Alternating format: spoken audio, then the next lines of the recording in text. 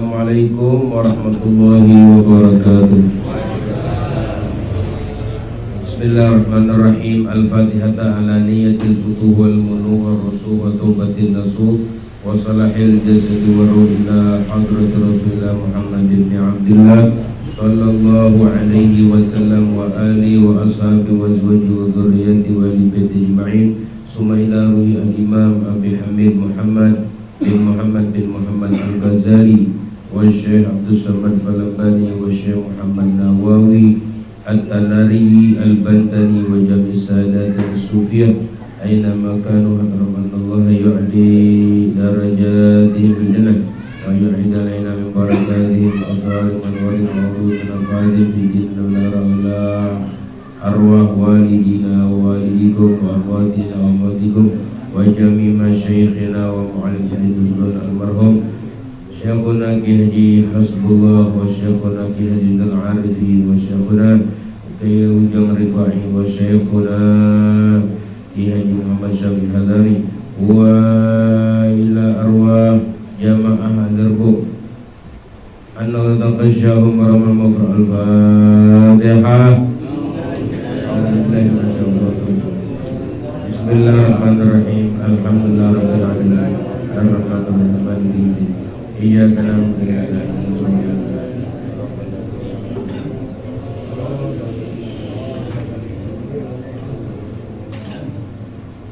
Ayo, yang pegang kita baca dulu. Jailani, baca Ustaz Jailani. Haji, kasih speakernya biar kedengeran. Dimak. Ini nggak pakai nahu nih mah. Iya. Ya. Pakai tahu. Yang mana ya?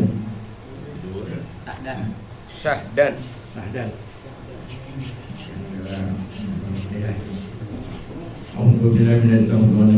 Bismillahirrahmanirrahim. Syahdan. Tiada sembahyang rotibah pada antara terbit matahari hingga gelincir matahari itu, melainkan sembahyang isyraq dan sembahyang duha itu dua. Maka jika ada yang lebih waktu apa itu ya? Waktumu daripada yang demikian itu, hendaklah engkau kerjakan di dalam suatu daripada 4 perkara. Bermula perkara yang pertama, hendaklah engkau kerjakan di dalam waktu itu menuntut ilmu yang memberi manfaat pada agama, dan jangan engkau masgulkan ilmu yang lain daripada ilmu yang memberi manfaat pada agama itu, seperti ilmu yang lebih daripada yang difardukan atas fardu ain, seperti yang dikerjakan kebaikan manusia. Kebanyakan manusia yang tiada mengambil ilmu kepada guru yang baik lagi mursyid. Kata Imam Hujatul Islam Al-Ghazali ta'ala, bermula ilmu yang memberi manfaat pada agama itu, yaitu barang yang menambah takutmu akan Allah Ta'ala dan menambah pula pada penglihatan mata hatimu dengan gaib dirimu. Aib ya. Aib kali ada alif itu gaib. Aib dirimu dan menambahkan pengetahuanmu dengan ibadah kepada Tuhanmu Azza wa Jalla, dan mengurangkan ia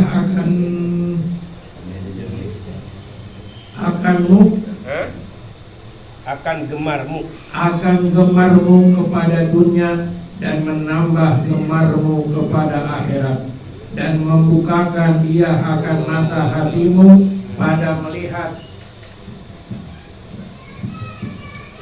akan segala yang membinasakan akan segala ilmumu, hingga engkau peliharakan akan dia, dan melihatkan dia akan tipu atas tipu setan dan perdayanya.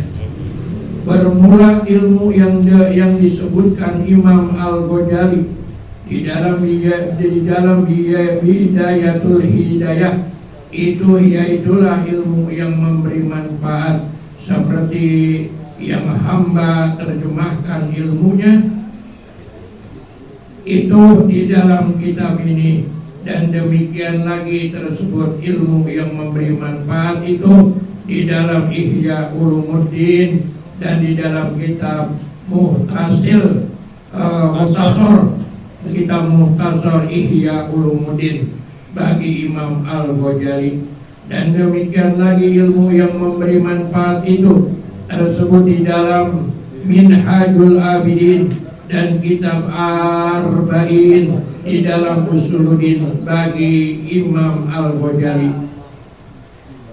Pula dan demikian lagi segala ilmu tasawuf seperti kitab tasawuf yang karangan Syekh Abdul Wahab As-Sa'roni, yaitu yang bernama Madarijul Salikin, dan kitabnya yang bernama Uhudul Muhammadiyah dan Uhumul Masyaikh, dan kitabnya dari Darul Jauhar dan Jawahir. Oh ya, Darul Jawahir. Ini kitabnya yaitu Yawaqitul Jawahir. Yawaqitul Jawahir dan lainnya daripada karangan ilmu tasawuf itu. Semuanya ilmu yang memberi manfaat pada agamamu dan akhirat. Dan demikianlah segala karangan Syekh Ibnu Athaillah seperti kitab yang bernama Miftahul Falah dan kitabnya yang bernama Tanwiru fi Isqati Tadbir dan kitabnya Hukum dan kitabnya Hikam dan lainnya daripada yang demikian itu, seperti kitab Awariful Ma'arif bagi Syekh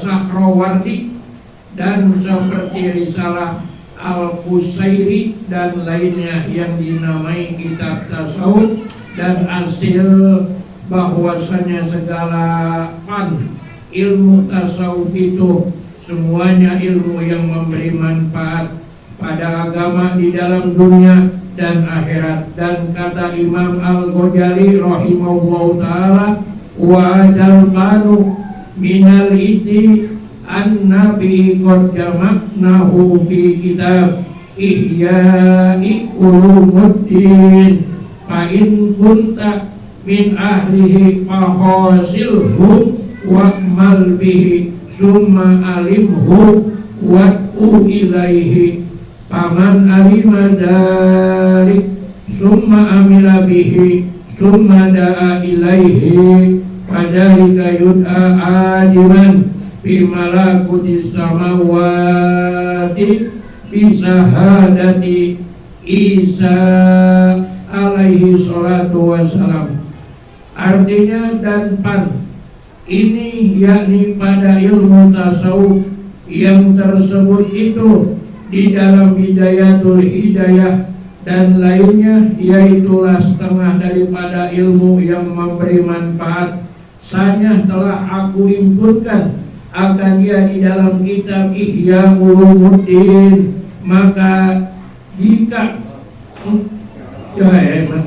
jikalau engkau daripada ahlinya, maka hasilnya olehmu akan dia dan diamalkan olehmu dengan dia. Kemudian maka ajarkan olehmu akan dia dan seru olehmu akan seorang kepadanya, mengaji akan dia dan mengamalkan ia. Maka barang siapa mengetahui akan yang demikian itu dan mengamalkan akan dia, kemudian maka mengajarkan akan dia, menyerukan orang kepadanya, niscaya adalah yang demikian itu dinamai akan orang-orang, akan orang itu sebesar-besarnya martabat. Dan di mana dimunadikan. Dimunadikan, dipanggil ya. Yeah. Dimunadikan oleh malaikat di dalam malakus sama dengan saksi Nabi Isa alaihi salatu wassalam. Maka apabila selesai engkau daripada menuntut ilmu yang memberi manfaat,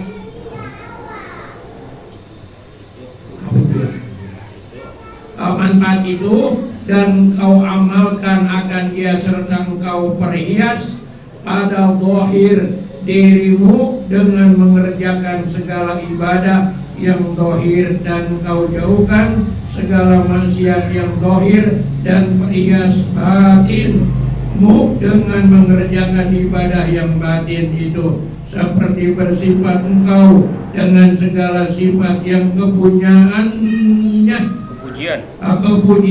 kepujian, dan engkau jauhkan maksiat yang batin itu, seperti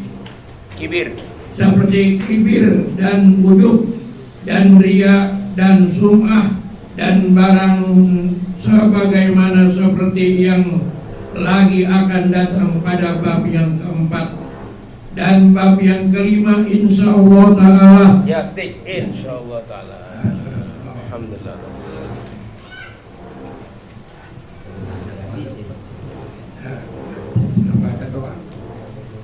Bismillahirrahmanirrahim. Alhamdulillah rabbil alamin, wassalatu wassalamu ala asyrafil mursalin sayyidina Muhammadin wa ala alihi wa sahbihi ajma'in, amma ba'du. Jadi Bapak-bapak, waktu antara terbit matahari sampai dengan zuhur ya, itu ada adab-adabnya. Sebagai hamba kita perlu mengisi waktu-waktu itu ya. Jangan sampai terbuang begitu saja, terlewatkan begitu saja. Isilah waktu-waktu kita dari mulai terbit matahari, taruhlah jam 7. Dari mulai jam 7 sampai dengan zuhur, itu harus kita catat ngapain aja kegiatan-kegiatan kita. Nah, di sini Imam Ghazali ya memandu kita untuk mengarahkannya bahwa ada beberapa hal-hal yang mesti kita isi pada waktu itu. Kita baca mulai daripada syahdan. Syahdan, tiada ada sembahyang rotibah. Ya, jadi sembahyang ada sembahyang namanya rotibah. Kalau zamannya sembahyang rawatib, sembahyang rawatib namanya. Ya, jadi katanya di sini, ya, syahdan, tiada ada sembahyang rotibah pada antara terbit matahari hingga gelincir matahari. Jadi jam 7 sampai dengan masuk waktu zuhur tidak ada sembahyang rotibah, melainkan sembahyang rotibah cuma 2. Satu namanya sembahyang isyrok, apa? Isyrok ya, habis sembahyang subuh ya. Habis sembahyang subuh, wirid-wirid, dikir-dikir, baca Quran, apa aja, tasbih, sholawat sama Nabi kita isi. Ntar sampai bunyi tuh tret, kalau di masjid ada tuh tret. Bunyi tret itu ada 2 tuh, ada tret isyrok, nah itu masih haram tuh. Ya, kalau tret isyrok masih haram. Ntar ada tret yang kedua, duha. Jadi kalau mau halal dari mulai tret itu sampai kepada halalnya patokannya 16 menit. 16 menit. Misalnya sekarang subuh jam berapa subuh kan? 5 kurang seperempat ya. Ya, 19. Iya, jam 5 kurang 15 taruh ya. Jam 5 kurang 15 gitu. Terus ntar berakhirnya tuh tret sampai jam 6. Tret itu isyrok jam 6. Ntar lewatin lagi jangan main dulu. Lewatin berapa? 16 menit. Jadi jam 6 lewat 16 menit. Jadi tergantung waktu subuhnya. Kalau subuhnya jam 5 kurang seperempat, misalnya jam 6. Kalau subuhnya setengah 5, yang jam 6 kurang seperempat gitu. Ya, jadi ntar kalau ada bunyi isyrok tuh di masjid, tret isyrok itu baru namanya terbit mata. Jadi matahari lagi terbit tuh, sudah naik matahari. Itu belum boleh satu belum, masih haram. Ntar tambahin nama kita sendiri waktu 16 menit. Udah lewat 16 menit atau tepat udah lewat 16 menit, maka di situ kita baru boleh sholat. Namanya sholat sunnah isyrok ya. Sholat sunnah isyrok. Kalau mau patokan Bapak, kalau mau patokan 1,5 jam. Kalau mau patokan ya, dari azan subuh ya sampai boleh sholat lagi ukurannya 90 menit. 1,5 jam. Jadi kalau misalnya jam 5 kurang seperempat, berarti sejam setengahnya jam 6 lewat 15. Jadi jam 6 lewat 15 baru boleh sholat tuh. Namanya sholat sunnah Isra. Jadi kita habis azan subuh 90 menit tuh kalau mau bertahan di situ. Ya ngapain aja tuh 90 menit? Ya iya. Kita sholat pertama azan aja 5 menit. Benar kan? Azan 5 menit. Kemudian sunnah qabliyah subuh 5 menit. Udah 10 menit ya? 10 menit. Biasanya jeda, azan iqamah subuh berapa menit? Ya kita ini orang kantoran semua masalahnya. Nggak bisa 10 menit jedanya, kelamaan katanya. Banyak yang ini ya, banyak yang protes kalau antara azan sama qamar 10 menit kelamaan. Kita kan mau ngantor, mau ngejar kereta, mau ngapain ya. Karena kita banyak toleransi dah di zaman sekarang mah. Sebenarnya kalau kita mengikuti salafus saleh tuh antara azan subuh ya, antara azan subuh sama iqamah subuh itu lebih tepat 20 menit. 20 menit tepat gitu baru cakep. Jadi kalau 10 menit mah itu waktu antara ya zuhur, asar ya, iya maghrib 5 menit isya ya. Tapi kalau subuh cakepnya 20 menit. Cuman kan kita toleran dong sama orang yang suka pada ngantor, yang mau pada sembahyang subuh jamaah di musola, itu kadang-kadang kita ya disitulah ya, kadang-kadang kita ngorbanin ya, iya ngorbanin rutinitas kita. Emang ngapain 20 menit? 20 menit itu satu tasbih istighfar, itu sunnah, ada hadisnya ya, riwayat Imam Tabrani, membaca subhanallah bihamdihi subhanallahil azim astagfirullah itu 100 kali. Itu udah beberapa kali diajarin sama bin Ali bin Abdurrahman Habsyi ya, Ali bin Abdurrahman As-Segaf.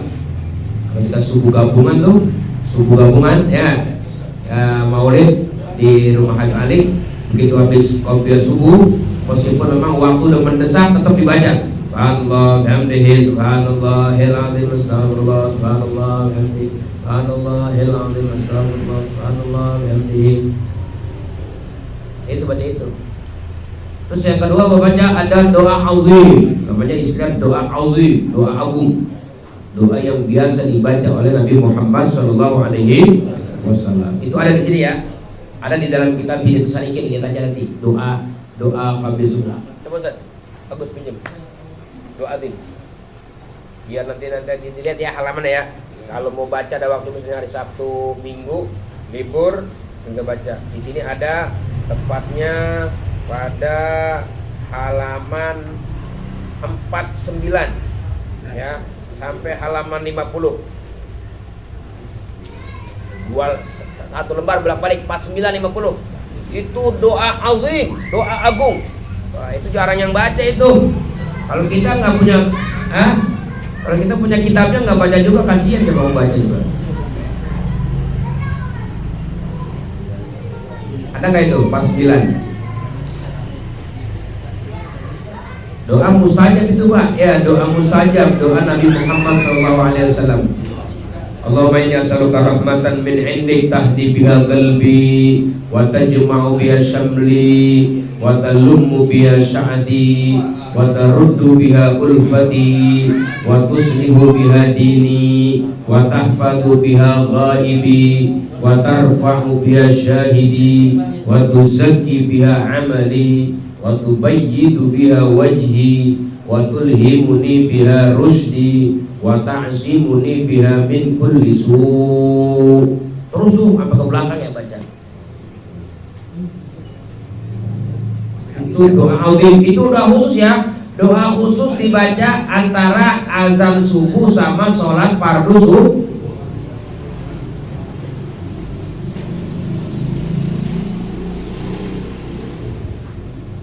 Wah itu doa mantep Pak, doa Nabi Muhammad itu, doa Nabi Muhammad. Nabi Muhammad nggak pernah tinggal ya.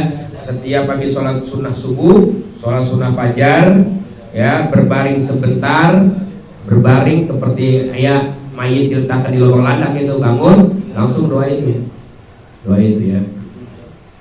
Itu doanya ada di situ. Ini kita mantap banget kita bintu salikin tapi doa azim ada di situ.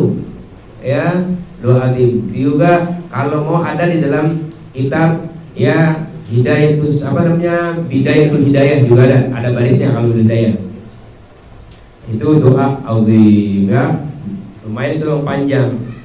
Nah, makanya itu jeda waktunya subuh sebenarnya ya 10 menit itu kurang ya. 10 menit kurang enggak 10 menit. Qobliyah subuh 5 menit. Ya, qobliyah subuh 5 menit. Baca doa itu dah 5 menit. Baca doa itu. Kudu dibaca itu ya.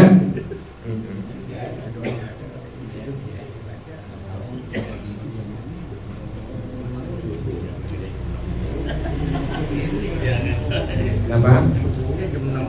Wah, jangan loh. Jangan dibiasain subuh setengah 6. Ya, jangan. Ya, perjuangan kita ya, kita kalau mau berjuang mau jihad itu bangun sebelum subuh. Jangan teriak jihad di jalanan aja, jihad subuhnya setengah 6. Goroh ini mah jihad. Jihad ini dulu nih. Bangun kuat gak ya? Sebelum subuh jam 4 udah harus bangun. Minimal sholat 2 rakaat. Kalau lebih cakep lagi sholat witir. Jadi witir jangan Ramadan aja ya. Witir tiap malam. Kalau nggak sanggup ba'da isya aja langsung witir. Habis ba'diyah isya langsung witir. Bapak Abu Hurairah dipesan sama Nabi, ya Aba Her, tidurlah kamu dengan witir. Maksudnya biasain kalau mau tidur udah rapi sholat witir gitu ya. Kemudian ntar kalau bangun juga bagaimana? Ya udah sholat sunnah aja. Boleh witir tambahin, tadi witir 3 tambahin 2 jadi 5 boleh. Tambahin 2 lagi jadi 7 boleh. Atau kita mau sholat apa? Hajat boleh. Atau sholat mutlak, sholat malam aja tahajud boleh. Atau sholat istikharah boleh. Sholat sunat taubat boleh. Sholat sunat apa aja ya. Kalau kita udah bangun malam nih, kita katanya witir katanya terakhir. Itu anjuran bukan kewajiban ya. Bukan kewajiban. Ada orang berangkat itu katanya kewajiban, katanya sholat witir katanya kudu terakhir. Kalau udah witir isya ya udah nggak ada sholat lagi. Putusin malam ngapain? Ya udah katanya zikir aja. Ada sholat yang diperbolehkan. Sholat wudu ya. Sholat taubat, sholat istikharah, sholat hajat. Wah, banyak ya. Nah, itu. Jadi antara qobliyah subuh sama subuh sebenarnya jedanya itu 10 menit ya. 10 menit. Paling cakep itu 20 menit. Kita kalau di Solo tuh kalau lagi maulid jedanya berapa? Adzan subuh sampai qomat itu jedanya setengah jam sampai orang yang biasa sholat awal waktu pada komplain. Gimana sih lu qomat? Katanya awal waktu. Nggak paham dia awal waktu. Awal waktu nggak harus begitu adzan kok dia langsung qomat. Ya enggak lah. Semua wiridan yang dianjurkan dibaca meskipun memakan waktu sampai setengah jam itu ya tetap ngerjain sholatnya masih di awal waktu ya. Iya. Apalagi kalau ke India, cerita teman-teman tuh yang udah pernah ke India, antara adzan subuh sama kalau subuh 1 jam jedanya. Hampir udah mau terang. Udah mau terang. Itu sholat subuhnya. Emang mazhab Abu Hanifah seperti itu, menyunahkan untuk agak putih-putih ngerjain subuh. Nah, ini boleh nih buat alasan orang yang subuhnya kesiangan. Di Madinah tuh begitu ya. Dulu di Madinah bukan begitu. Iya. Jedanya lama. Lama ya. Jedanya lama ya.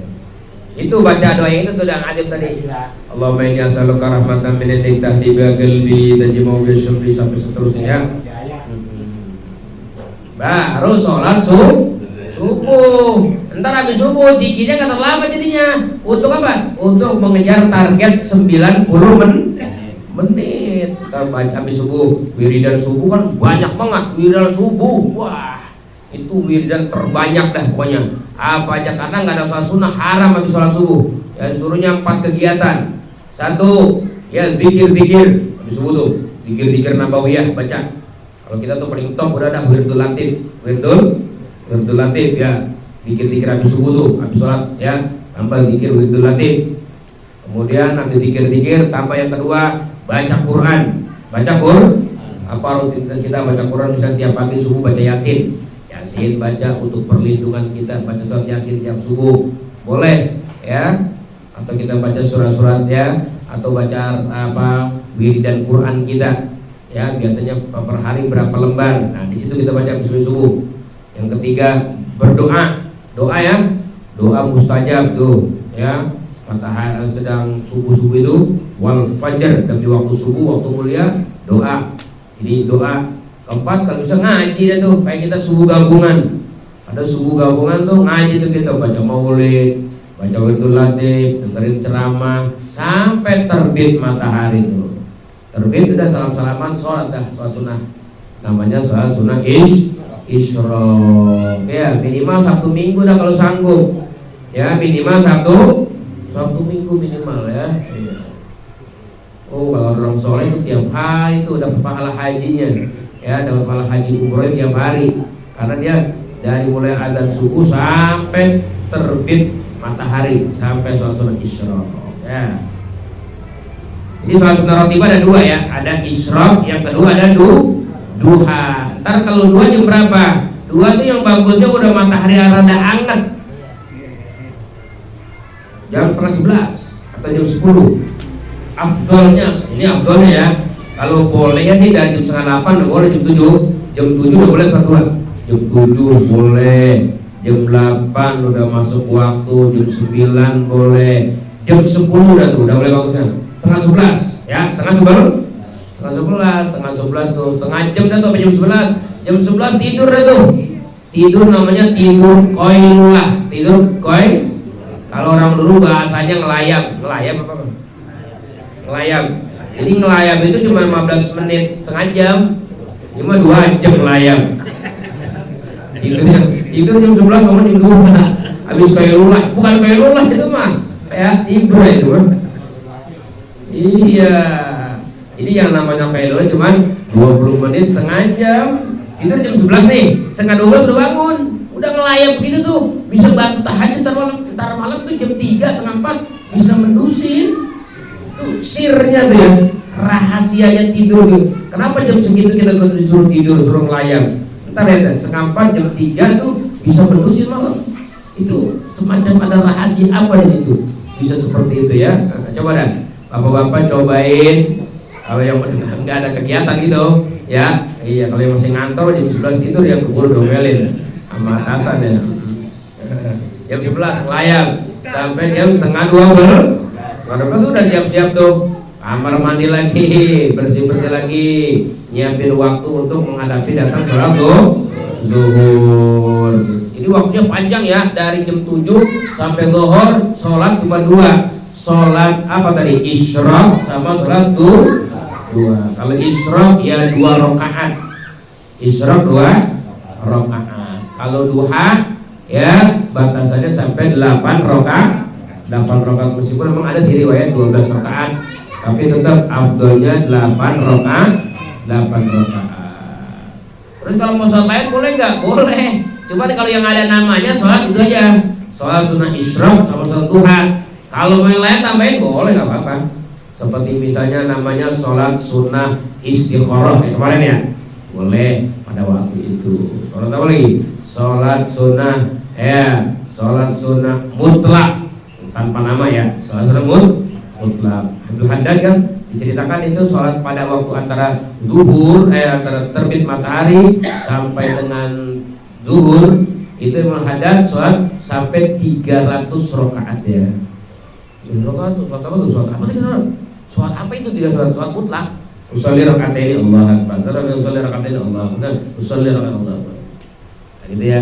Karena khairu maudhu'in ya, sebaik-baik persembahan seorang hamba di hadapan Allah adalah sholat. Kalau bisa mampu perbanyak sholat gitu ya. Nah kemudian kalau masih ada waktu bagaimana? Nah di sini nih Imam Ghazali menyatakan ya, kalau masih ada waktu luas, sholat isyraq udah, sholat duha udah, ya udah kerjain hajat kita. Masing-masing kita masih punya hajat ya. Yang masih ngantor, dagang, usaha, apa aja tuh. semua niatin serba ibadah kepada Allah ya. Kemarin tuh ada tuh di dalam apa namanya doanya, Allahumma kun wijhati fi kulli jihad wa maqsadi fi kulli qasd wa ghayati fi kulli sa' wa malja'i fi kulli syiddah ya, wa wakili fi kulli amr wa tawallani tawalliya mahabbah wa inayah fi kulli hal. Itu doanya kemarin ya, di saat kita menghadap hajat kita, yang berdagang, usaha, berangkat kantor, mau kemana aja, sebelum kegiatan itu kita mulai, itu ada baiknya membaca doa wali. Itu di atasnya ada ya, itu doa qabul hajat, biar lebih berkah usahanya, dagangnya, kegiatan-kegiatannya gitu. Bismillahirrahmanirrahim. Kita lanjutin di sini ya. Katanya di sini ya, maka jika ada yang lebih waktumu daripada yang itu, dalam kau kerjakan di dalam suatu daripada 4 perkara. Jadi ada 4 kegiatan ya, antara terbit matahari, selesai kerjain sholat isyraq, sholat duha ya, sampai zuhur ini Imam Ghazali mengatakan ada 4 kegiatan ya.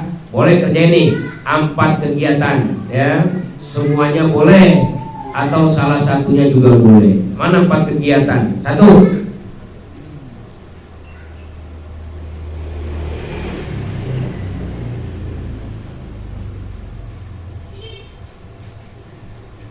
bermula.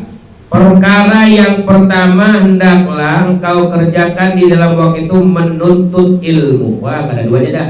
Kalau memang udah waktu kosong, jam sekian itu antara terbit matahari sampai zuhur, mendingan pakai hadir ngaji. Kayak kita rebo nih, ini rebo namanya nih, kita lagi sedang beradab namanya kepada Allah dengan mengisi waktu kita ibadah dengan cara tolabul ilmi, ngaji itu.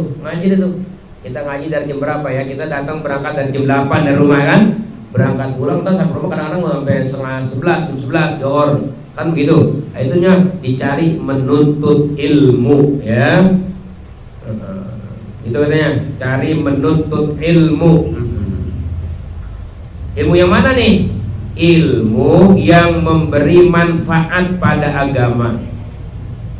Cari ilmu yang manfaatin membuat agama kita semakin naik nilai agama kita ya. Semakin bercahaya kita punya agama, semakin kuat kita punya agama. Cari tuh ilmu-ilmu yang bisa menguatkan agama kita. Ngaji tauhid memperkuat agama, ngaji fikih mempercakap ibadah, ngaji tasawuf mempercakap akhlak dan hati mulia kita. Nah itu tuh ngaji ilmu yang mantepin agama kita. Akidah tauhid, ngaji tauhid, cari kajian-kajian akidah di mana ya, hadirin.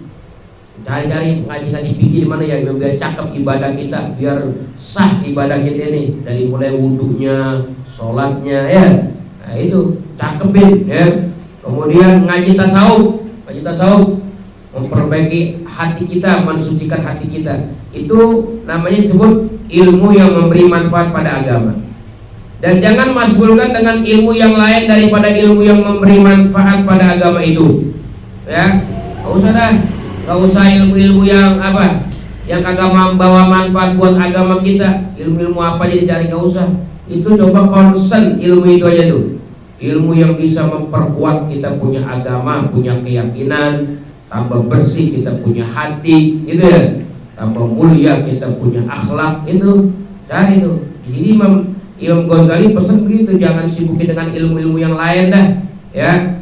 Seperti ilmu yang lebih daripada yang dipardukan atasmu fardu ain.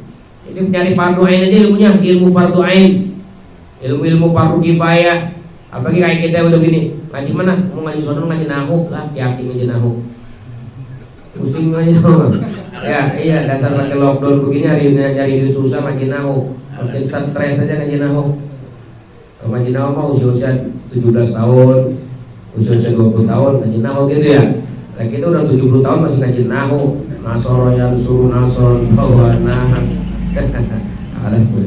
Ngaji bukan ngelacehin ilmu, bukan, maksudnya kita kan ada makanannya ilmu juga ya. Iya ada makanan. Kayaknya udah tua-tua mungkin ngaji tasawuf dah, biar ngelurusin hati, ngelempengin niat gitu. ngaji begitu ya. Jangan ngaji berkali-kali ulumul hadis misalnya, hadis sahih, hasan, dhaif, ngaji tentang riwayat-riwayat ya, ulama, nama-nama ya, udah gitu. Enggak usah gitu. Aduh, yang begitu ya. Iya. Ngaji gitu udah tinggal aja lu lah. Ngaji yang fardu ain aja, fardu ain. Atau ngaji yang mana? Ngaji ilmu qiraat. Tawan suaranya kagak berangkat pakai belajar qiraat segala lagi. Qiraat sabah ngaji ya. Qiraat sabah. Iya. Yang begitu udah kelewatan aja tuh begitu ya. Iya, belajar dulu. Fardu ain aja, fardu ain. Nah, fardu ain. Seperti yang dikerjakan kebanyakan manusia. Udah banyak nih orang yang fokus ngaji yang begitu-begitu, tapi ilmu fardu ain dia belum belajar. Ya, ngaji tafsir, misalnya ngaji tafsir, ngaji hadis. Nah, Fatihahnya belum beres. Fatihahnya kan, tahiyat aja kagak tahu, tasdid, tasawuf ada berapa nggak ngerti. Tasdid, Fatihah ada berapa nggak ngerti. Syarat rukun wudu nggak paham. Ya, ngajinya kadang orang-orang sekarang tuh ngaji apa ya namanya? Ya kasihan tuh. Makanya di sini katakan itu kebanyakan manusia yang mengambil ilmu tiada mengambil ilmu kepada guru yang baik, yang lagi mursyid. Jadi kadang-kadang dia yang nentuin mau belajar. Dia mau belajarnya mau guru, tapi dia nentuin. Assalamualaikum Pak Kiai. Ini ngomong saya mau ngaji ilmu nahwu Kiai. Ilmu nahwu iya. Ya kiainya kadang-kadang kurang mursyid juga. Ya boleh dah. Diturutin aja. Laki-laki ngaji nahwu sorof. Laki-laki ngaji tafsir, ngaji. Ya. Makanya ada istilah fasadun kabirun, alimun mutahattikun. Fasadun, ada kebesaran, kerusakan yang terjadi ya, yang besar. Seorang alimun mutahattikun, orang alim tapi mutahattik. Mutahattik itu yang nggak ngerti bagaimana cara ngajarin si murid nih. Ini porsi murid nih, gurunya belajar apa nih? Yang nggak ngerti menajar-ajar aja, ajarin ilmu ini. Sian orang diajak muter, padahal jalan ke BSD dekat. Jalannya sini nih, jalan Jombang Rawalele, ya enggak? Nah, aja sampai BSD. Diajak muter dulu. Mana? Pasar Ciputat sono. Jalan muncul sono. Terus habis jalan muncul, baik lagi ke Serpong baru BSD. Ya Allah, makan waktu. Jadi ada ilmu-ilmu yang perlu, yang fardu ain, yang ibaratnya simpel, singkat, udah kita dapat tuh menggugurkan kewajiban thalabul ilmi. Jadi ada orang alim mutahattik, dia nggak paham. Ini bukan orang alim sebenarnya, cuman tahu aja tuh ilmu, tapi cara ngajar murid dia nggak paham. Apa nih yang murid pertama harus dipelajarin? Wah. Tapi katanya wa akbaru minhu, ada yang lebih gede lagi dari alim mutahattik itu. Apa itu? Yaitu ya jahilun mutanassikun. Ada orang jahil demen buat ibadah. Orang jahil demen ibadah, itu musibah itu. Jangan pada kira, sekarang mah ya bersyukur kita hidup zaman sekarang. Kenapa? Hidup itu umroh tiap bulan sekali. Wah, rame orang pada pergi umroh. Masjidil Haram syiar, Masjid Nabawi yang pada syiar. Tapi kagak ada sejarahnya ngaji, duduk di depan guru belajar ilmu, enggak ada. Rajin ibadah, sembahyang waktunya berjamaah, bangun malamnya rajin, baca Qur'annya tekun, pokoknya rajin. Cuma kagak pernah ada sejarahnya duduk di depan guru dapat bimbingan ulama, udah. Ngeri itu. Jahil mutanassikun. Nah ini zaman fitnah zaman sekarang, orang alimnya nggak paham cara ngajarin murid, main ajarin aja. Yang kedua, ada orang kagak mau belajar sama orang alim, dia mah ibadah aja dah. Yang penting orang mau ibadah aja dah, mau puasa Senin Kamis beda, gue banyakin zikir aja dah, gue banyakin itu bahaya juga itu, fasadun ya, kabir, fasad, kerusakan yang besar. Jadi kita kalau mau ibadah tetap ya pakai bimbingan guru, dan kalau jadi guru adalah kita cermat seperti seorang dokter, cermat memberikan resep obat kepada pasien yang sakit. Ini umurnya berapa nih? Ini bagaimana nih? Kan dicek dulu tuh, mau ngasih obat juga dilihat umurnya, ditanya alergi obat nggak. Itu dokter yang cermat, dia akan meracik obat sesuai kadar si pasien. Seorang guru juga begitu. Kalau yang nggak mutahattik, ya. Kalau dia akan cermat memilih ilmu-ilmu. Makanya kalau kita ngaji dalam kitab Ta'lim Muta'alim, itu seorang murid adalah memasrahkan dirinya sama gurunya. Mengaji kiai, ngaji apa? Ya saya orang awam, terserah kiai aja mau diajarin apa aja dah. Kitab yang cocok buat saya, ilmu yang buat saya apa. Nah, ntar guru cariin. Itu ya. Kita pernah tuh ngalamin di sebuah masjid ya. Darok. Kadang-kadang permintaan pengurus masjid nggak paham. Minta belajar ilmu mustalahul hadis. Ilmu mustalahul hadis yang diajar orang-orang pensiunan kantor. Belajar tentang ilmu mustalahul hadis kan, hadis musalsal, hadis marfu, mu'an'an, nama-nama istilah itu hadis. Orang kantor yang namanya pensiun bawa dengar itu pada pusing begini. Dah mati lu banyak yang mondok buyem. Yang mondok ngaji bertahun-tahun ngaji pusing lah lagi orang-orang. Iya, ngantoran yang baru ibaratnya mau alam ngajinya kan begitu. Diajar begitu loh, yang dapat setahun paham nggak kata yang ngajarin? Nggak ada yang paham dari pertama masuk sampai sekarang udah setahun. Lah coba kalau ngaji fikih yang dasar Sabina, udah cakep sembayangnya ya, udah cakep wudunya kan begitu.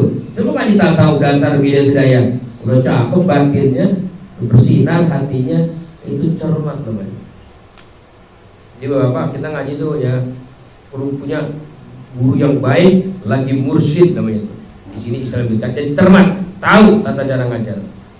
Makanya yaudah dah kita ngikutin guru aja dah, ya ngikutin guru kayak kita deh ngaji kita Bidayatul Hidayah, Hidayatus Salikin. Emang dulu guru kita nentuin kita ini dulu waktu rebo dulu di Saum, ya ngaji kita Bidayatus Salikin. Emang udah tentuin. Bahkan diceritakan sama dia kan, bahwa dulu beliau juga ngaji sama ayahnya kita Hidayatus Salikin. Ngaji orang-orang dulu tuh. Itu ya Allah, orang dulu tuh pilihan ngajinya walaupun kita Hidayatus Salikin, itu ada nurnya, ada cahayanya, ada bimbingannya guru-guru kita. Jadi jangan mentang-mentang kita kecil, sepele, ya sehingga kita malas ngaji. Enggak. Kalau mau digali itu ilmunya para ulama, meskipun tuh kecil kita, ibaratnya mah batu bacan gitu. Ya daripada batu kali kan gede dong, kalau ada harganya batu kali mah. Jadi mah gede, menurut harganya yang batu bacan kan masih ada harganya. Kecil juga gitu. Nah begitulah kita Bidayatul Hidayah, Hidayatus Salikin, itu kitab-kitab Masya Allah ya, kitab-kitab besar, kitab-kitab agung, kitab-kitab barakah. Tapi dulu Kiai Muhammad Syafi'i Azami, Mualim Syafi'i Azami di Kebayoran, dulu ngajinya ya Hidayatus Salikin katanya. Baca depan guru nasir, baca kitab depan guru nasir, baca kitab Hidayatus Salikin. Ya itu berkah tuh ya. Makanya juga dipesan-pesanin kalau di kampung-kampung ngajar apa? Ya, ngajar itu aja Kiai, sifat 20, kita Irsadul Anam, ya. Itu cakep kata Kiai gitu. Jangan di kampung-kampung ngajar bulu-bulu marom, hadis, ngaji, tafsir. Sian orang kampung ya, puyeng gitu. Jadi itu guru-guru begitu milihnya ya sama kita ngaji. Bismillahirrahmanirrahim. Kata Imam Hujjatul Islam Al-Ghazali rahimahullah, bermula nih kalau pengen tahu ilmu yang beri manfaat, bermula ilmu yang memberi manfaat pada agama itu gimana sih pengertian ilmu yang bawa manfaat buat agama? Jadi agama kita makin cakep, makin kuat, yaitu barang yang menambah takut akan Allah Ta'ala. Itu dia ilmu cakep mah. Ilmu makin ada makin khosyah, takut sama Allah ya Allah, ya takut akan murkanya Allah, takut akan marahnya Allah, takut akan siksanya Allah, takut gak dapat rahmat, takut ditolak ibadah kita, takut dicatat di sono catat neraka. Wah itu ilmu yang menambah khosyah, yang menambah takut kita kepada Allah.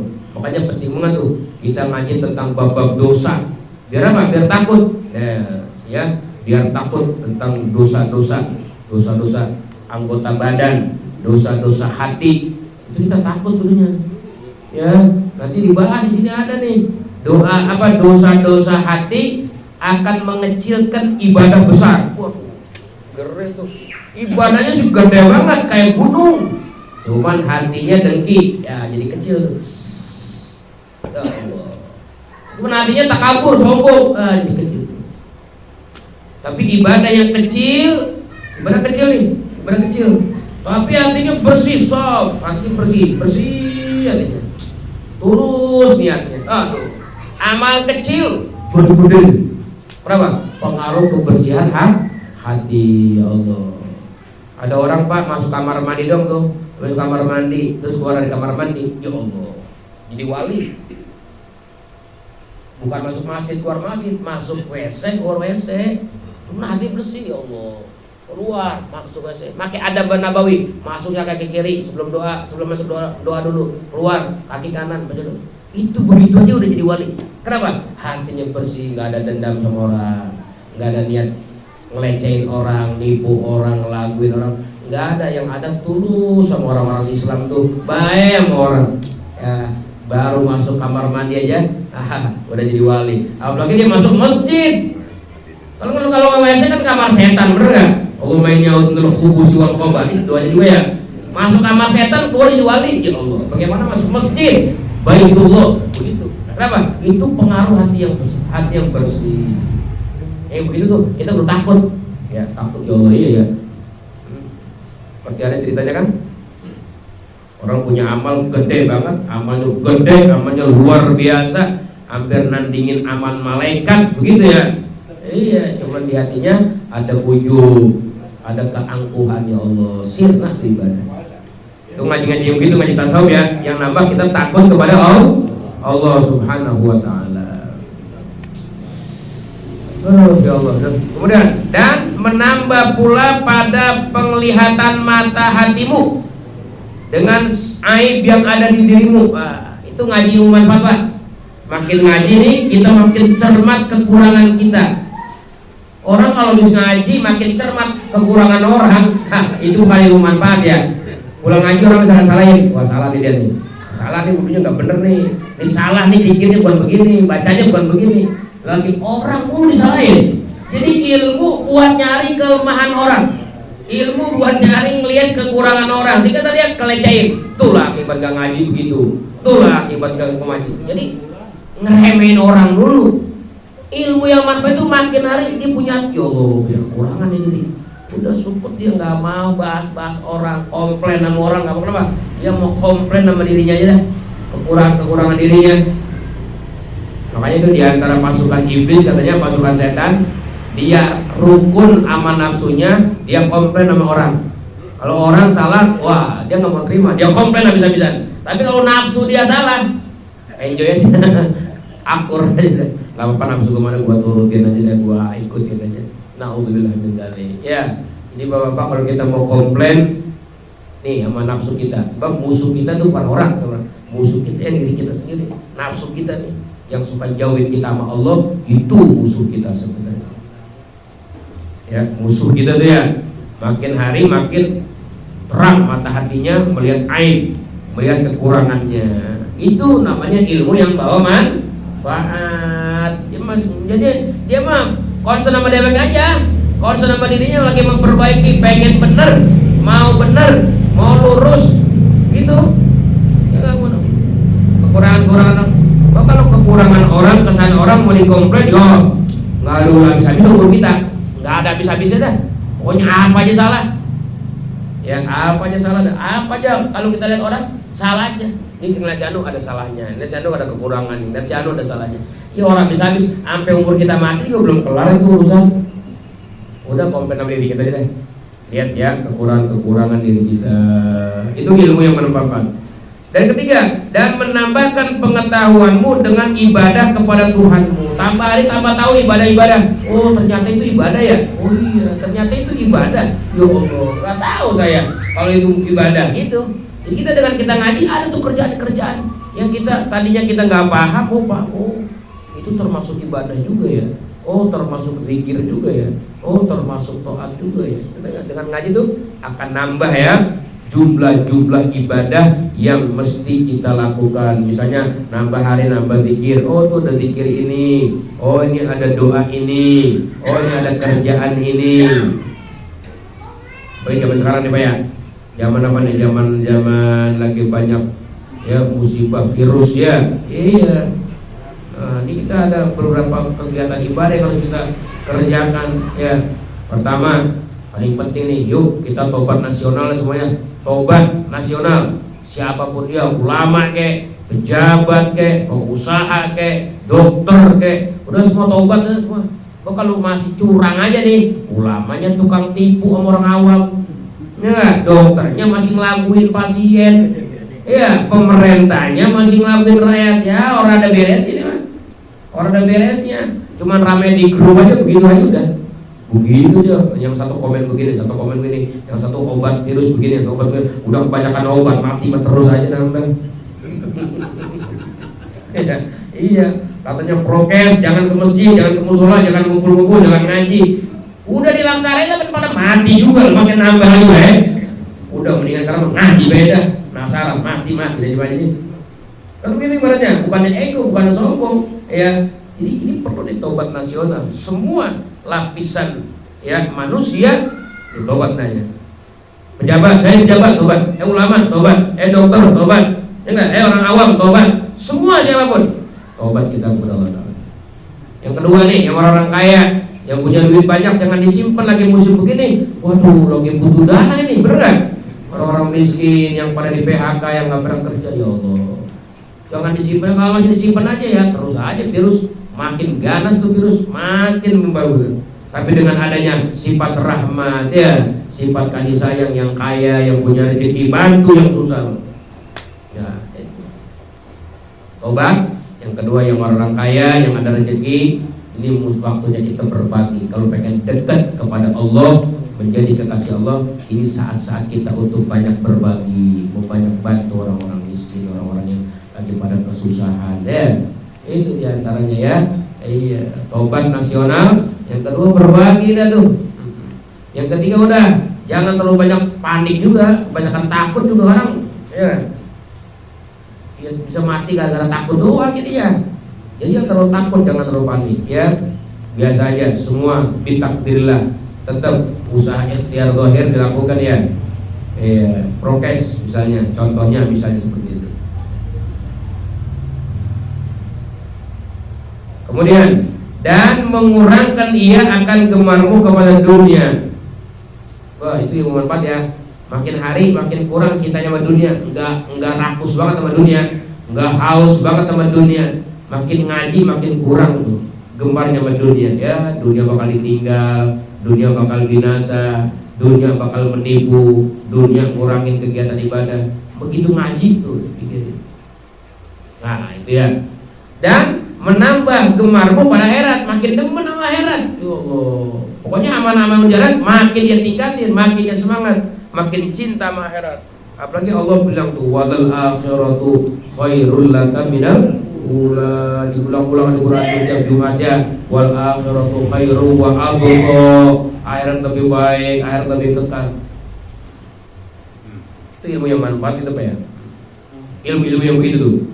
Kemudian lagi, dan membukakan ia akan mata hatimu pada melihat akan segala yang membinasakan, akan segala amalmu. Bukan ilmu itu amal. Amal ya, bukan ilmu, salah cetak. Cari Pak ilmu-ilmu, kita cari-cari ilmu yang kita tahu dengan ilmu itu ada amal-amal yang bisa binasa. Ya, enggak semua amal jadi semua enggak, bisa kubrak, bisa binasa amal. Sittatul, kata Nabi sittatu asya'a ya. Sittatu asya'a tuhbitul a'mal. Ada 6 perkara katanya meleburkan amal ibadah. Ya Allah. Yang udah haji lebur ibadahnya. Yang udah puasa Ramadan kemarin lebur pahalanya. Ya, yang udah zakat kemarin lebur zakatnya. Ini dengan sebab 6 perkara. Yang pertama, suka membongkar aib-aib orang. Ya. Itu diantaranya. Ya, menggunjing aib, kekurangan-kekurangan saudaranya, bukan ditutupin, dibuka-bukanya. Ya, itu diantaranya orang yang suka membongkar aib-aib orang lain supaya ujub, orang yang takabur, orang yang sombong. Itu ya penyakit-penyakit batin yang bisa menghancurkan amal ibadah zahir. Itu boleh dipelajari juga. Nanti ada pada bab kelima ya. Bab kelima nanti akan ada pembahasan itu. Bismillahirrahmanirrahim. Kemudian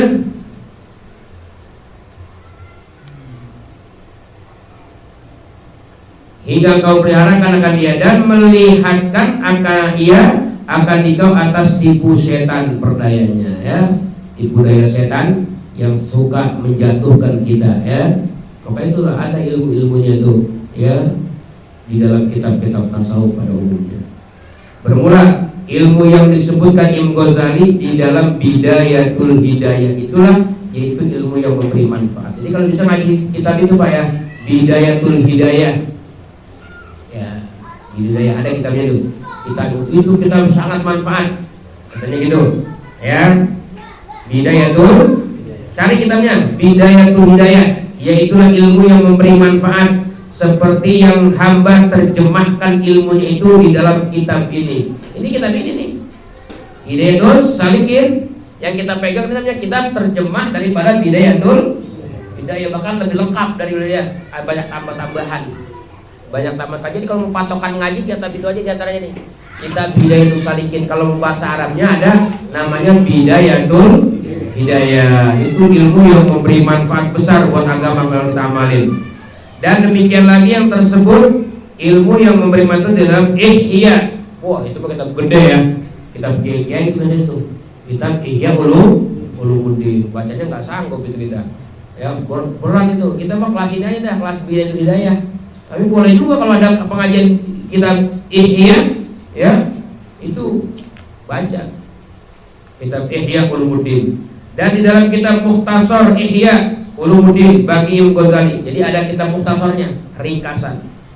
Dan demikianlah ilmu yang bermanfaat itu yang tersebut di dalam Minhajul Abidin. Nanti kita baca tuh Minhajul Abidin. Itu kitab yang paling ampuh buat meruntuhkan penyakit-penyakit hati kita ya. Insyaallah Minhajul Abidin Imam Ghazali karyanya. Dan kitab Al-Arba'in, ada kitabnya tuh, Arba'in fi Usuluddin. Bagi Imam Ghazali nyari kitabnya sih gampang belinya, cuman gurunya susah ngajarin ini. Ya, nyari gurunya susah. Kebanyakan ngaji kan ceramah dulu teman. Ceramah. Kalau ceramah mau ketahuan kurang. Tapi kalau ngaji kitab tuh yang mu'alif yang bimbing, jadi beda. Masya Allah, ada nurnya. Makanya kita kalau bisa cari pengajian yang baca kitab. Dan termasuk kitab-kitab yang disebut di sini, kitab Arba'in, kitab Minhajul Abidin karya Imam Ghazali. Dan demikian lagi segala ilmu tasawuf seperti kitab tasawuf yang karangan Syekh Abdul Wahab Sya'rani. Oh, keren. Imam Sya'rani ya. Ada namanya kitab Tanbihul Muqtarin. Aduh, kalau baca itu siapa yang kepukul? Kiai-kiai, ustaz-ustaz, hantem habis. Baca tuh kitab Tanbihul Muqtarin misalnya. Atau sini kitab yang bernama Madarijus Salikin karya Imam Sya'rani ya. Wah, luar biasa nih kitabnya. Belum beli juga, belum punya kitab itu. Dan kitabnya yang bernama Uhudul Muhammadiyah, ada kitab tuh, kitab Uhudul Muhammadiyah. Uhud itu kontrak kerja. Apa namanya kalau bahasa kerennya? Kalau orang kerja namanya MOU kan? MOU kontrak kerja. Jadi kita nih semua kita karyawan. Bosnya Nabi Muhammad Sallallahu Alaihi. Nabi Muhammad bikin peraturan nih sama karyawan, sama umatnya. Kamu umat Nabi Muhammad ya? Iya nih yang dikerjain umat Nabi Muhammad. Begini. Itu ada di kitab itu. Di kitab Uhud Imam Sya'rani ya. Masya Allah, diatur kita tuh sebagai umat Nabi Muhammad ya. Karena kita bawahan, Nabi Muhammad atasan kita. Sebagai atasan punya apa? Punya peraturan. Ente masih mau jadi karyawan saya enggak? Mau jadi umat saya enggak? Kan banyak itu aja. Laisa minna, bukan kelompok saya, bukan umat saya, bukan pengikut saya. Orang mana? Di antaranya malam yarham shaghirana. Orang yang enggak sayang sama yang kecil. Orang kalau enggak sayang sama yang kecil, baik kecil umurnya, kecil ilmunya, kecil pengetahuannya, dia enggak sayang. Nah, lo nipu mulu kerjanya sama yang kecil. Nah, itu bukan pengikut kami. Wah, bahaya tuh kita. Ngaku aja kita umat Nabi Muhammad. Sama yang kecil enggak sayang. Walam yuwakir kabiran, enggak hormat sama yang tua. Sama yang tua enggak hormat, orang tua dikelecehin. Orang tua sih tahu apa, kolot enggak tahu. Itu juga bukan umat. Banyak tuh, laisa minna. Nah, itu mesti hati-hati. Jangan-jangan kita orangnya. Kalau kita orangnya gimana? Bahaya, bukan umat Nabi Muhammad. Nah, itu dia ya. Itu pentingnya intinya ngaji kitab Uhud Al-Muhammadiyah. Ada kitab Uhudul Masyayikh tuh, hubungan murid sama guru. Wah, itu juga kita banyak yang cedera nih. Murid sama guru udah meninggal ya udah aja, nggak jarang, nggak tawasul, nggak baca Fatihah. Hubungan sama guru putus aja. Ilmu nasihat yang diajar sama guru dulu udah ditinggalin semua. Wah, ini Pak, kita ngaji kita ulama masyayikh ya, perjanjian seorang murid sama guru itu ada hubungan batin ya. Iya, jadi ada ta'alluq meskipun guru udah di alam barzah ya. Makanya kita berdoa, ya Allah, mudah-mudahan dengan kita menghidupkan pengajian Rebo nih, kita mesti ta'alluq sama guru kita yang udah pada meninggal. Amin. Ya, iya, ta'alluq sama guru begitu ya Bu ya, Pak. Kita hidupkan peninggalannya, di antaranya ini kita punya majlis Rebo. Ya Allah, nasihat beliau, pesan beliau, lanjutkan gitu. Ya kita lihat Habib Munzir tuh ya, Habib Munzir udah meninggal. Majlis Rasulullah terus aja jalan maju tuh. Itu ta'alluq tuh, pegang kuat. Jangan sampai ditinggalin ya gitu. Nah, kita walaupun jumlahnya nggak besar, jumlah kita tetap, sebab yang namanya kemuliaan bukan terletak pada jumlah yang besar, bukan ya, terletak pada ta'alluq. Nah, meskipun kita ada beberapa gelintir orang aja kita ngaji, selagi kita masih ta'alluq, punya hubungan, insya Allah kita masih dalam gerbong guru-guru kita. Amin. Iya ya. Itu ada kitabnya namanya Uhudul Masyayikh ya. Itu yang bisa nyampein kita sama Allah ya. Namanya kalau dalam istilah tasawuf namanya tim hidmat. Banyak banget ya orang-orang yang tim hidmat itu sampai ke Allah ya. Ya Allah. Kayak kita kalau di luar Batang itu ada Ustaz Abdul Qadir, muridnya Habib Ustaz luar Batang. Itu kan memang siapa? Dia orang alim? Bukan orang alim, orang biasa. Tapi ya Allah, bagaimana tuh sang guru sampai ngomong begitu ya? Siapa yang jarang keluar Batang katanya nggak baca Fatihah nih sama Abdul Qadir, saya tolak jarannya. Makanya bapak-bapak yang suka jarang keluar Batang, kalau kita bicara di luar Batang tuh di belakang makam ya, ada makam satu lagi, itu jarang di situ. Meskipun cuma baca Fatihah ya buat Haji Abdul Qadir. Karena kenapa? Karena keabsahan ziarah kita katanya tergantung tawasul kita sama Haji Abdul Qadir, itu murid lulusan luar biasa. Itu tim hidmat ya. Jadi orang dulu yang sampai kepada Allah itu rata-rata ya itulah jadi tim hidmat mereka ya buat orang-orang soleh. Itu zaman dulu itu jadi sebuah kegiatan. Ntar di sini ada, di sini di kitab ini ada diceritain itu salikin. Jadi kalau antara jam 7 sampai zuhur kegiatan, sholat duha udah, isyraq udah, ya ngaji ya jadwal, bukan jadwal ngaji hari biasa. Datang ke orang soleh, datang. Assalamualaikum, berapa? Ya kali aja ada kerjaan ini, lagi nganggur ini, ada kerjaan, mobil belum cuciin mobil. Kolam zaman dulu apa namanya, kuda belum dimandiin, ikatin kuda, itu sepatu kuda tuh ya, kaki kuda disikatin, mandiin, guyang tuh kuda, mandiin kuda dong Pak, bisa masuk surga tuh, hikmat ya, iya, masya Allah. Ngisiin kolam, ngampakin kayu. Dulu zaman mondok begitu kita. Zaman mondok nih, ya kegiatan ngaji selesai ke rumah kiai, ya masing-masing tuh. Ibarat tamaluk itu caper, carbuk sama guru. Carbuk sama guru bagus. Kalau carbuk sama pejabat jelek. Kalau carbuk sama guru cakep. Nawarin jasa sama guru. Apa ngampakin kayunya, nguras kamar mandinya, ya bersihin rumahnya, ya nyuciin kudanya, kendaraan. Itu termasuk perkara yang bisa menyampaikan juga kita kepada Allah. Jadi bukan cuma sekedar ibadah aja ya, termasuk tim hikmat juga bisa seperti itu ya. Katanya al-barakah fil birkah. Al-barakah fil birkah. Al-barakah, keberkahan itu adanya mana? Fil birkah. Kamar mandi. Kamar mandi kotor amat, disikatin, dibersihin. Pokoknya orang yang berkah hidupnya yang jongos, jongos itu jadi budaknya ulama, budaknya guru gitu ya. Itu seberuntung-beruntungnya murid yang jadi jongos guru. Tapi sejelek-jeleknya guru yang manfaatin gurunya, muridnya. Mentang-mentang guru juga dulu. Ya elah elah. Dulu Habib Abdullah bin Umar Asy-Syatiri, ayah Habib Salim itu pantangan dia. Nyuruh murid, nggak mau dia menjadi murid. Ya, takutnya ntar jasanya kebayar di dunia, di akhirat nggak punya jasa, nggak punya pahala. Sampai dia pernah terperosok katanya. Habib Abdullah bin Umar Asy-Syatiri lagi naik motor terperosok sampai masuk ke jurang itu, ke jurang. Begitu dia minta tolong, ada muridnya, jangan lo murid gua, yang bukan murid aja. Sampai segitunya. Nah, kalau kita jadi guru, mumpung jadi guru, apalagi kita kerjain murid kan begitu. Dikit-dikit murid suruh murid. Ya Allah. Ya, jadi seberuntung-beruntungnya murid yang jadi jauh masuk gurunya, seru guru yang budakin murid.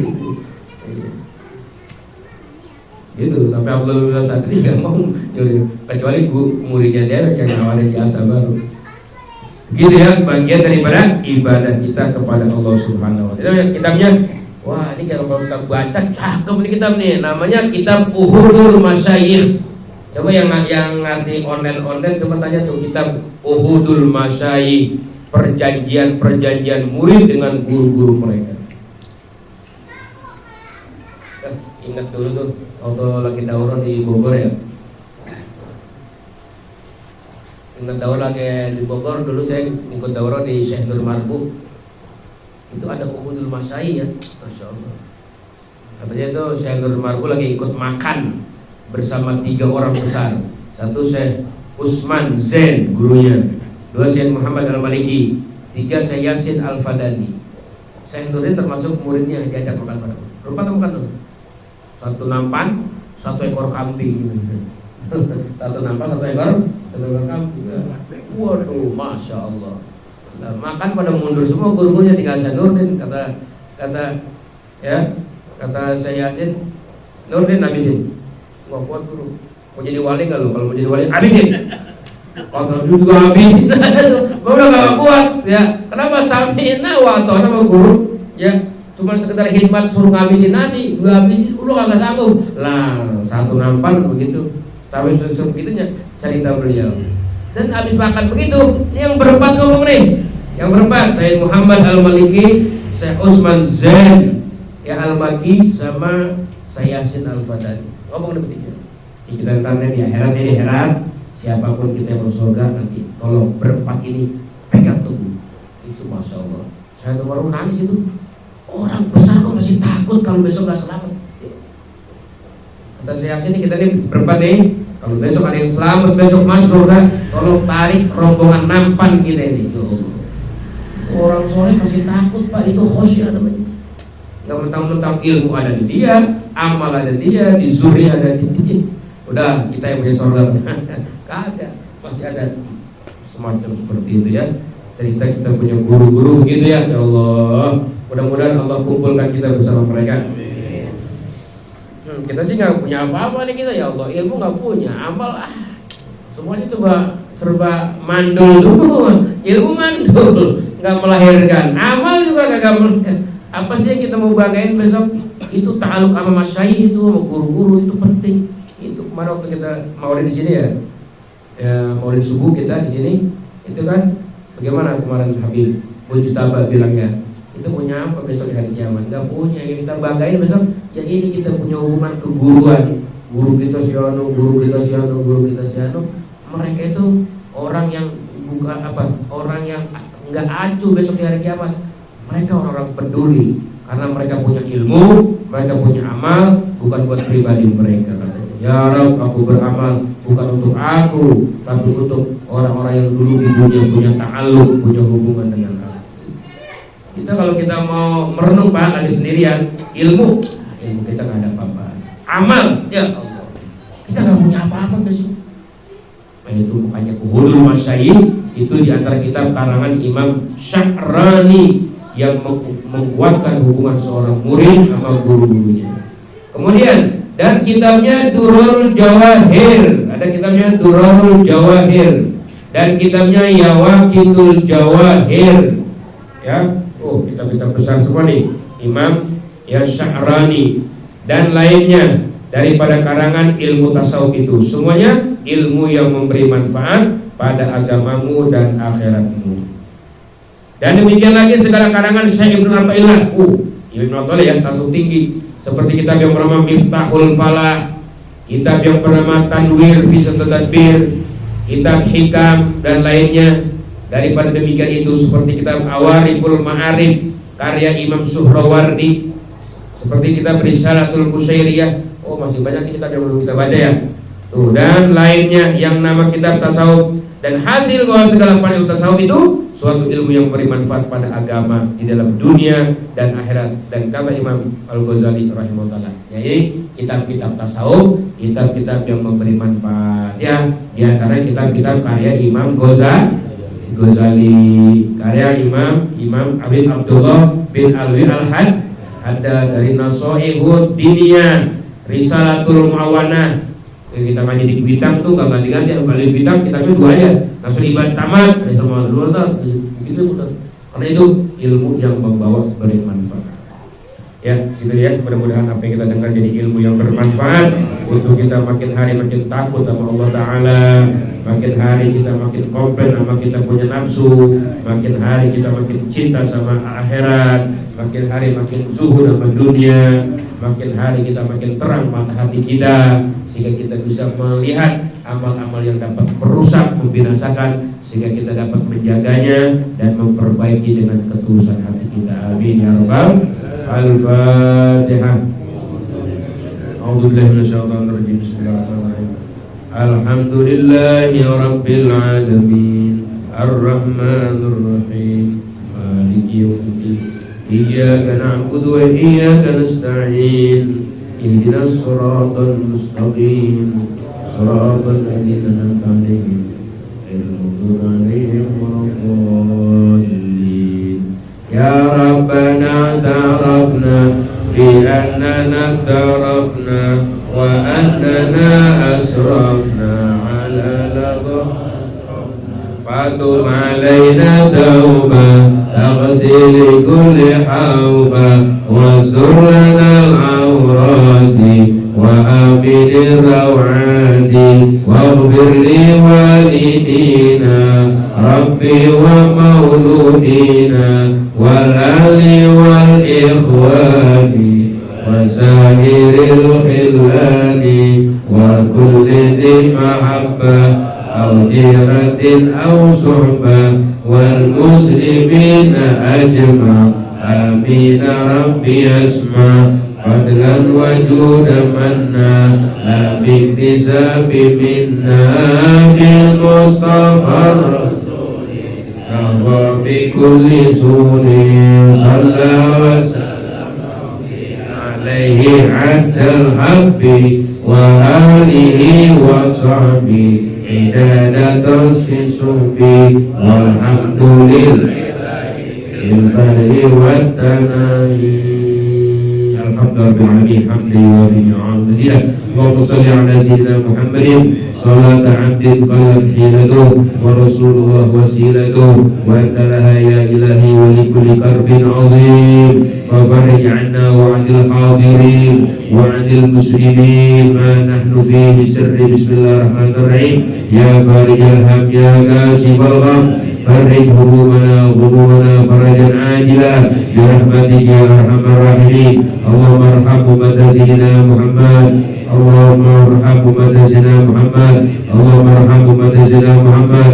Allahumma sallimna wal muslimin wa afina wal muslimin farij 'anna wal muslimin wal kubina wal muslimin. Ya latif ya latif ya latif utubina fima jarfil maqadir. Ya latif lam yazal utubina fima nazal inak latif lam tazal utubina wal muslimin. Ya amanul khaifin aminna bima nakhaf, ya amanul khaifin sallimna bima nakhaf, ya amanul khaifin najjina bima nakhaf. Ya arhamar rahimin ya awwalul awwalin ya akramal akramin ya ajwadul ajwadin ya rahimat du'afa wal fuqara wal masakin. Irhamna rahmatan tughnina biha rahmati man siwa. Allahumma qad ad-dain wa manal faqr tawfana fi ta'atik wa jihad fi sabilik. Rabbana atina fid dunya hasanah wa fil akhirati hasanah wa qina adzabannar. ربنا تقبل منا إنك أنت السميع العليم وتب علينا إنك أنت التواب الرحيم صلى الله عليه وسلم محمد وعلى آله وصحبه وسلم والحمد لله رب العالمين السلام عليكم ورحمة الله وبركاته.